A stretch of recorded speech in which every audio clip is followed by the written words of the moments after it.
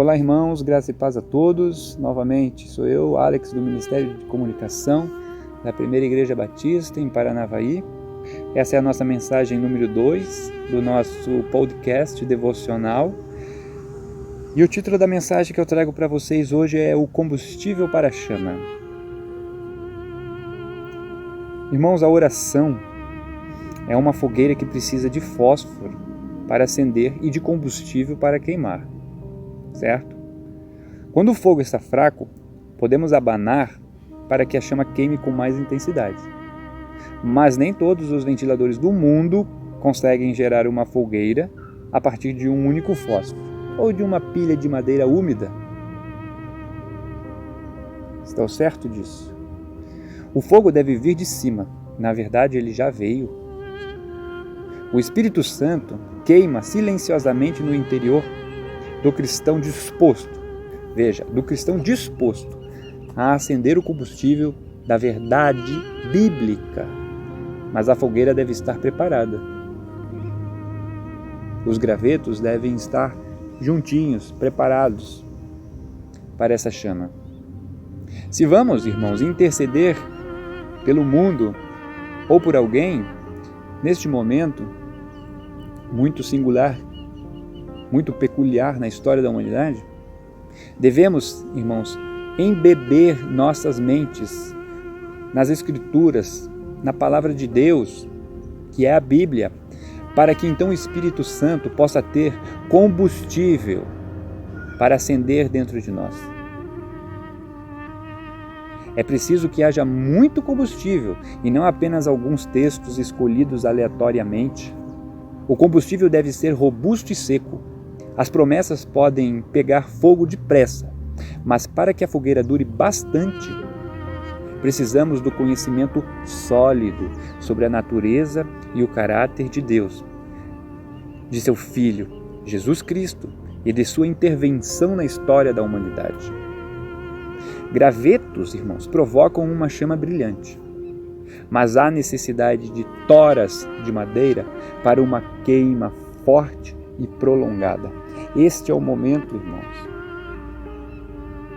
Como eu falei na mensagem anterior, nós primeiro nós temos que ter 100% de certeza que o Deus da glória, o Espírito Santo de Deus, habita dentro de nós. E precisamos ter uma intimidade com Deus para que esse Espírito Santo fale conosco, que possamos sentir realmente aquela vibração do Espírito Santo ao nosso redor. E para isso nós precisamos nos embeber, nos aprofundar na palavra de Deus. Pode ser que o irmão esteja há um longo período sem oração. Talvez o irmão esteja há um longo tempo sem abrir as folhas da sua Bíblia, distante da palavra de Deus. E este é o momento de separarmos um tempo maior de comunhão, de oração com Deus, de intimidade. Este é o momento, irmãos. Eu vou tentar explicar de uma outra forma. Não podemos orar com fervor sem fé e sem esperança. Bem pelo contrário, precisamos ser cheios de esperança, ardentes na fé. Se nos aproximarmos de uma porta, esperando não encontrar ninguém em casa, ou com medo de sermos recebidos com frieza, talvez a gente só toque a campainha uma vez. Por outro lado, o fato de já termos sido recebidos com bondade nos concede fé e esperança para apertar o botão da campainha com força uma segunda vez. Do mesmo modo, fé e esperança em Deus dão vida à oração e a tornam mais persistente. As duas virtudes, fé e esperança, vêm a nós à medida que as Escrituras são armazenadas em nosso coração e mente, ficando lá sólidas, firmes. Se, pois, desejarmos saber o que significam orações que ardem com esperança, ou colocando-se de outra maneira, bater na porta expectantes, com expectativas, nós precisamos de mentes moldadas pelas Escrituras, mentes moldadas pela Palavra de Deus, pelas verdades bíblicas. Nós precisamos ter fé na Palavra de Deus e nós precisamos ter esperança porque somos filhos de Deus. Irmãos, eu não quero deixar a impressão de que devemos orar apenas quando ardemos em bênçãos, em êxtase, quando somos abençoados em êxtase. Não, talvez precisamos abanar as chamas da oração, abaná-las até com força e por um longo tempo. E eu creio que este é um momento onde nós devemos abanar as chamas destas orações, abaná-las e colocar cada dia mais gravetos, mais toras, e abaná-las com força por um longo tempo, porque a Igreja de Deus precisa se levantar neste momento. Nós somos a luz do mundo, o sal da terra. Somos pescadores de homens também.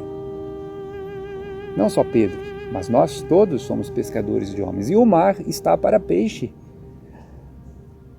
Há pessoas que estão distantes de Deus neste momento, mas que estão aflitas, que estão preocupadas, que estão ansiosas e precisam receber a palavra de Deus, se arrepender dos seus maus caminhos, dos seus pecados e voltar para a casa do Pai. E nós somos ferramentas. Nós fomos chamados para ir e levar as boas novas do reino de Deus, não só o pastor, não só o líder do ministério, todos nós.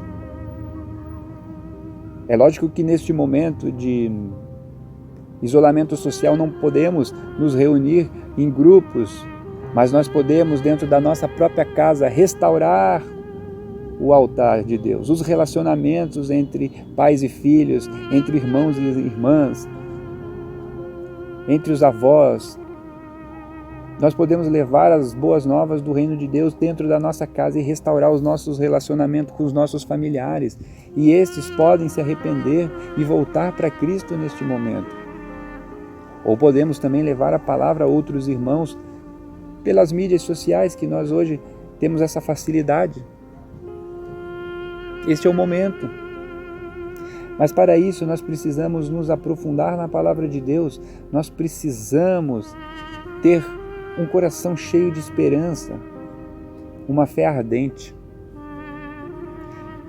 Abanar as chamas significa meditar nas Escrituras, afirmar nossa confiança diante de Deus, quando a confiabilidade delas louva por seu conteúdo e perguntamos se as verdades sobre as quais meditamos realmente se aplicam àqueles pelos quais estamos orando. Talvez o Espírito Santo se agrade, em algumas ocasiões, em provocar uma ignição súbita do material e tornar-se desnecessário abanar. Em outras palavras, o combustível pode precisar ou não ser atiçado, mas sem ele não é possível queimar.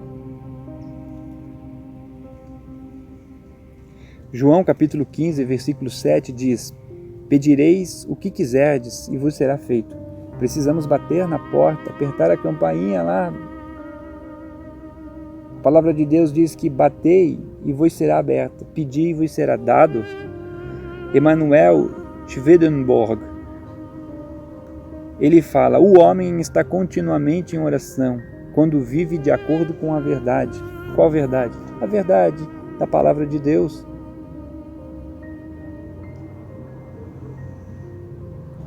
Van Stegewith Tugnev, é um nome difícil de dizer, mas ele comenta o seguinte: seja qual for o motivo da oração de um homem, ele pede por um milagre.